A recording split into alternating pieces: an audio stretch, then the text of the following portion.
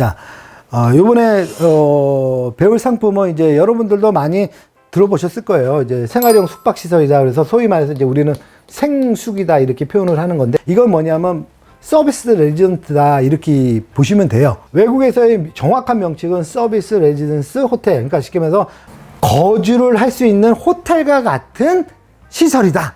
호텔은 아니에요. 호텔은 원래 단기간을 하잖아요. 호텔보다는 조금 장기적으로 할 수 있는 거, 이거에 봐도 레지던스인데, 이거를 분양을 한다. 그래가지고 이거를 서비스 레지던스, 다른 말로 하면 생활형 숙박시설이다 라고 표현을 하는 것이고, 한국에서는 레지던스 호텔, 또는 뭐 생활형 숙박시설, 아파트먼트 호텔, 뭐 서비스 아파트먼트, 이거 명칭은 많아요. 그런데 통상적으로 하는 건 뭐냐면 생활형 숙박시설이다 라고 하고, 4, 5년 전부터 많이 했습니다. 자, 풀 서비스 호텔이 부대 시설의 영업 부분에서 수익을 창출하고, 비즈니스 호텔이 객실에서 수익을 창출하는 반면에, 이 생숙은 뭐냐면은 장기 체류자들, 그 다음에 객실 영업, 이 수익을 창출하는 것을 특징으로 한다.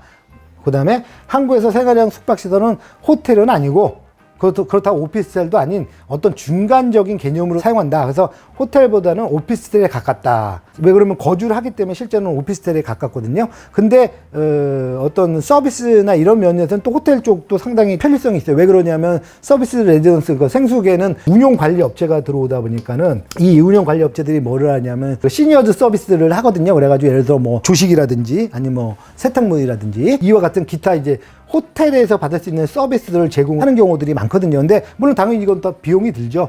그래도 일단 서비스 자체를 제공한다는 것 자체가, 근데 오피스텔은 그런 자체들이 아예 없잖아요. 그렇기 때문에 호텔하고 오피스텔의 어떤 중간적인 개념이다라고 보시면 될 것 같고요. 생숙을 하는 이유는 뭐냐? 딴 게 없습니다. 그냥 결론만 말씀드리면은 바로 이 주차장법 때문에. 주차장.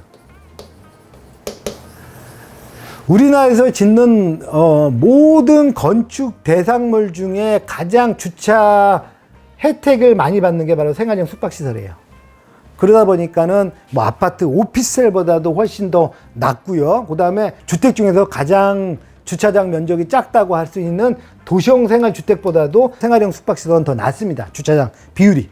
그렇기 때문에 주차장 비율이 낮다는 얘기는 그만큼 뭐예요? 분양할 수 있는 면적이 높아진다는 뜻이 돼요. 그렇기 때문에 당연히 수익이 더 많이 날 수 있는 구조다라고 보시면 됩니다. 그래서 최근에 한 4, 5년 전부터 이제 계속 생활형 숙박시설이 계속 늘어날 수 있었던 이유는 바로 이 사업성이 좋기 때문이다 라고 보시면 될 것 같고요. 호텔은 관광진흥법에 저촉을 받아가지고 분양을 할 수가 없는 겁니다. 생활형 숙박시설은 건축법과 공중위생관리법에 저촉을 받음으로써 물론 이제 기금을 활용할 수가 없어요.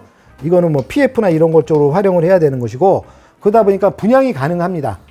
분양은 가능하고 당연히 숙박, 그 다음에 뭐 취사 이런 것도 다 가능은 한 거예요. 그러니까 어떻게 보면 이제 오피스텔에 가깝다라고 보시면 돼요. 대신에 아까도 말씀드린 대로 호텔형 시니어즈 서비스가 가능하다. 왜? 운용 관리 업체가 반드시 존재를 해야 되기 때문에. 그래서 이런 것들이 이제 호텔하고 차이점인데, 이 단점은 뭐냐면 이 법이 개정이 됐어요. 왜냐면 생활형 숙박시설을 갖고서 전세를 많이 임대차를 줬어요. 그래가지고 마치 오피스텔 전세를 냈듯이. 그러다 보니까 이게 다 법적으로 이제는 안 돼요.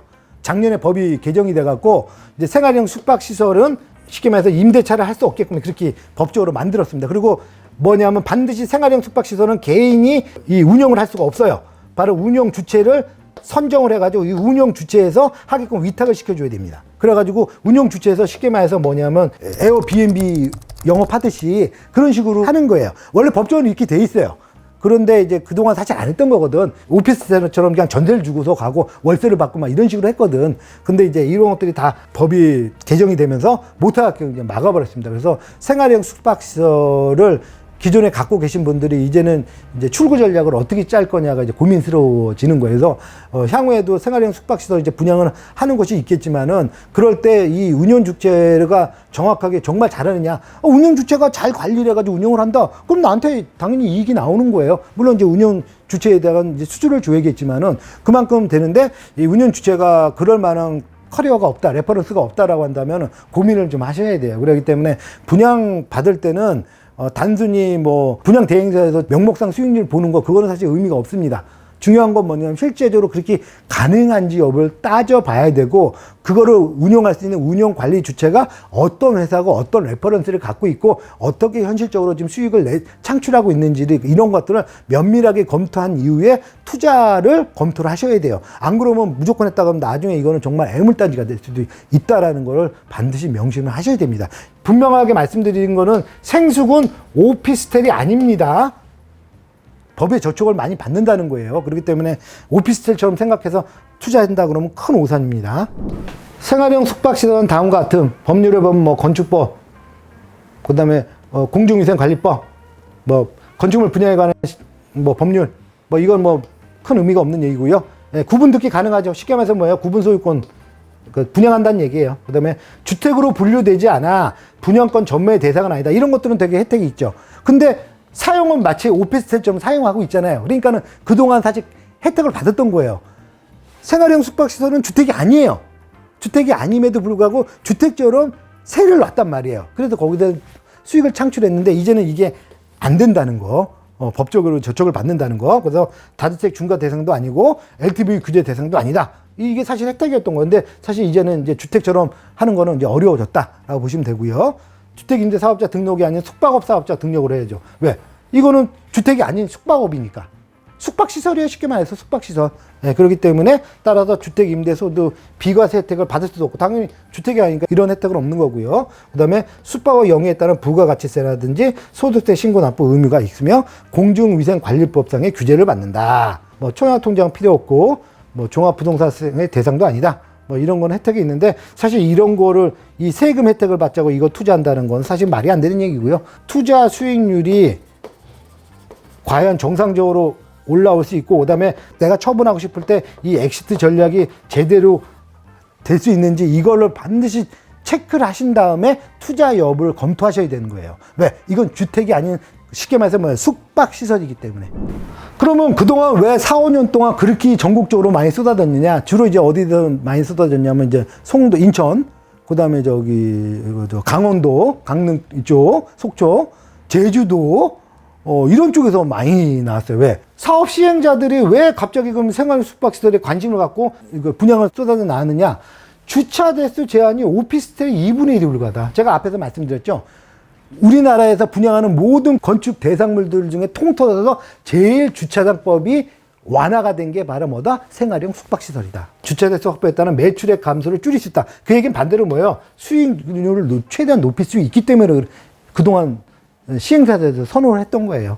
자, 용적률에 따른 최고 층수 건물을 지을 수도 있고 매출액 최대를 확보할 수 있기 때문에 주차 면적이 작거나 주차장 확보를 오피스하기 어려운 지역에서 생활형 숙박시설을 선호한다. 한마디로 말하면 뭐예요? 그러니까 돈이 되니까 안 한 거예요. 근데 그걸 갖고서 이제 분양을 막 때려야 되니까는 기존에 이제 이거를 투자했던 사람들은 오피스텔처럼 그게 가능했기 때문에 했던 건데 이제는 쉽지 않아졌다는 얘기예요. 물론 법에 의해서 뭐 과태료 맞더라도 하겠다 하시는 분들도 계셔요. 주변에 지금 하고 있어요.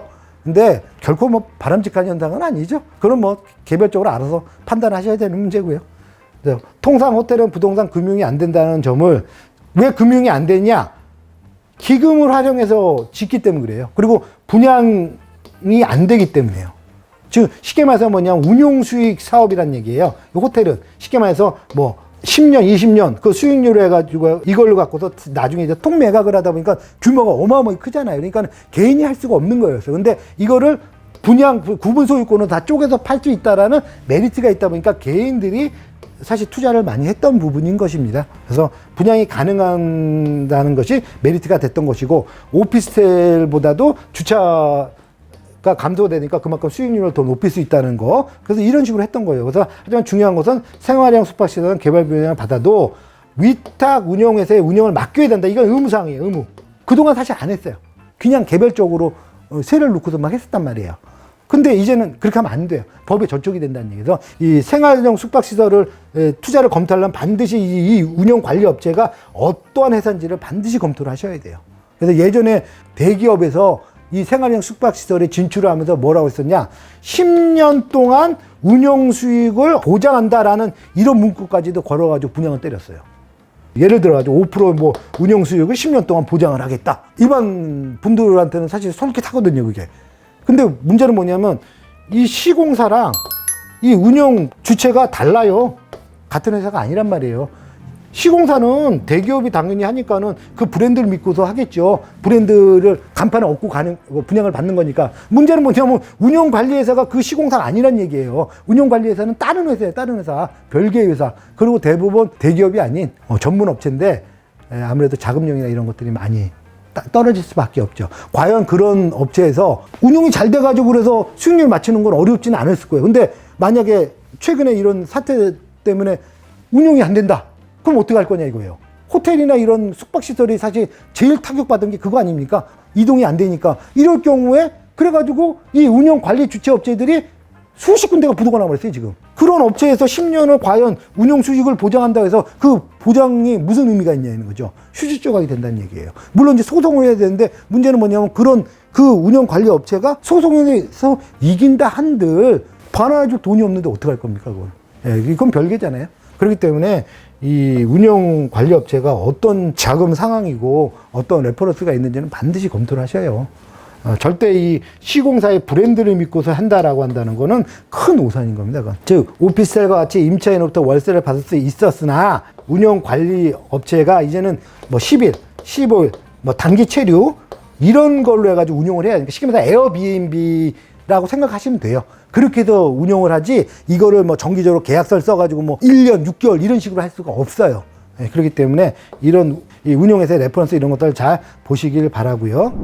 생수기에 대해서 한번 아파트랑 오피스랑 비교를 해가지고 좀 깔끔하게 설명을 해드릴게요. 쭉 읽어보도록 하겠습니다. 아파트 주체, 오피스텔은 주택은 아니죠. 그래서 보통 뭐라 그러냐면 그냥 준주택이라고 표현을 하는 거예요. 예. 그 다음에 관련법 아파트인가 당연히 주택법에 영향을 받는 거. 오피스텔은 건축법입니다. 주택법이 아니에요. 왜? 주택이 아니니까. 그 다음에 건축부 분야에 관한 거 건부법이라고 표현을 하죠. 건부법의 분양 대상인 것이고 청약통장이 뭐 이건 여러분들이 잘 아시니까 뭐 굳이 설명 안 해도 되고요. 오피스텔은 청약통장 필요 없죠. 왜? 주택이 아니니까. 그 다음에 대출은 제한이 없다고 그랬는데 이게 이제 법이 바뀌었어요. 이게 작년에 이제 대출 규제가 떨어져 가지고 오피스텔도 주거용 오피스텔은 주택에 준하게끔 대출 규제를 받는다 이렇게 개정이 됐어요. 작년에 개정됐다는 게 금융회사들이 그렇게 하게 돼 있어요. 그렇기 때문에 사실 앞에서 설명했던 아파텔들 이런 것들은 이제 소위 말하는 이제 LTV 규제, DSR 규제 이런 거 다 받아요 지금. 그래서 오피스텔 분양도 이제 쉽지가 않아졌습니다. 예. 자, 이런 상황에서 이제 레지던스는 뭐냐? 이건 그냥 숙박시설이에요. 이건 주택이 아니에요. 이건 준주택이라고도 표현 안 해요. 왜? 이건 그냥 숙박시설이기 때문에.